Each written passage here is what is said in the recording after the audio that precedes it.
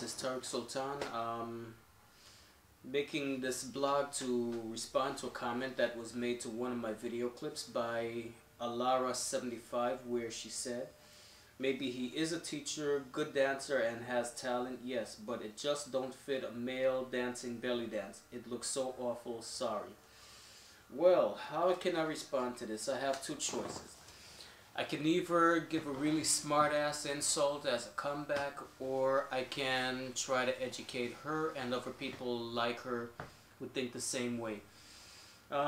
First of all, I think it's kind of a contradiction because Larry is saying that I'm a teacher, I'm a good dancer, and I'm talented, but what I'm doing looks awful. So I'm confused. What, do you think it looks awful because you think I'm trying to be a woman? Well, let me address that. No, I'm not trying to be a woman. I'm obviously not a woman, and I don't want to be, and I'm not trying to imitate one. So, let me explain to you what it is that I'm doing and the real history and culture behind this dance. So, I'm going to make this as short and simple as possible. Basically, what we are used to seeing in the West that we call belly dance is really a theatricalized version of a social dance, one of the many social dances that's done traditionally in the Middle East and North Africa. And by a social dance, what I mean is that this is something that's done not by professional dancers. Most dance is not done by professional dancers in the Middle East.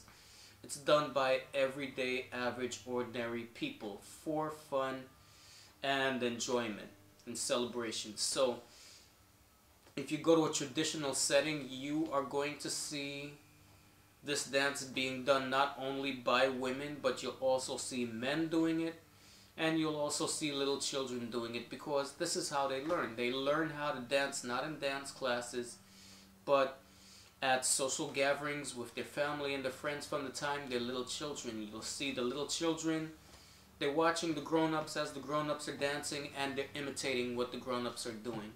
And this is how everybody learns how to dance. So it's not something that only women do. Having said that, I understand the confusion, because when we see professional dancers, 99.9% of the time what we see are women dancing. So why is it that if it really is a social dance and men and women do it, why is it that you only see women doing it? Once again, I'm going to make it as short and simple as possible. Basically, the reason for that is because that's what male tourists want to see. Basically, in the middle of the 19th century, for the first time you had Europeans coming to the Middle East in large numbers. This was the beginning of the tourist industry. And most of the tourists at that time were men, and the men had a fantasy about what the Middle East was about and what Middle Eastern women was about. They thought that all Muslim women were harem girls. You know, they had this fantasy of the harem, that it was this place with a whole lot of half-naked women laying around waiting to have sex. So that was the fantasy image that they had in their minds, and when they came to the Middle East, that was what they wanted to see. They wanted to see half-naked harem girls dancing around.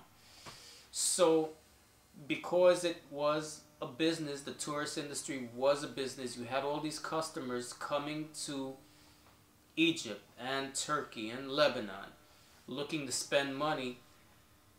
People figured, okay, these tourists are coming here and they want to be entertained, so let's create places to entertain them. So they created nightclubs for these people to come to. So what did they want to see? Well, like I said, they had their harem girl fantasy. They wanted to see half-naked harem girls dancing around, so that's what they gave them.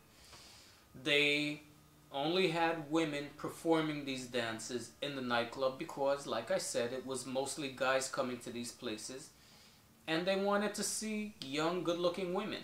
This was at a time when in Europe, Europeans didn't even want to see men dancing ballet.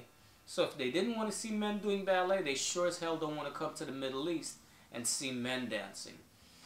In the 1930s, the dancers in the Middle East and Egypt, they adopt the Hollywood fantasy costume, the two-piece costume that we're used to seeing. Why? Because traditionally, even the dancers were completely covered from their neck all the way down to their toes. And the men coming had the fantasy, they wanted to see skin, plain and simple. They didn't come there looking for culture. They didn't come looking for art. They wanted to see young, pretty, half-naked women. So in the 1930s, all the dancers started wearing this costume because that's what the customers wanted. That was what the male tourists wanted to see. And because dancers started catering mostly to the tourist industry, people started thinking of doing this dance professionally as a woman's job. So in a nutshell, that's why professional dancing is something that we traditionally only see women doing. In the past, yes, men did also perform this dance in public professionally, but that's a whole other story and I'm not getting into that.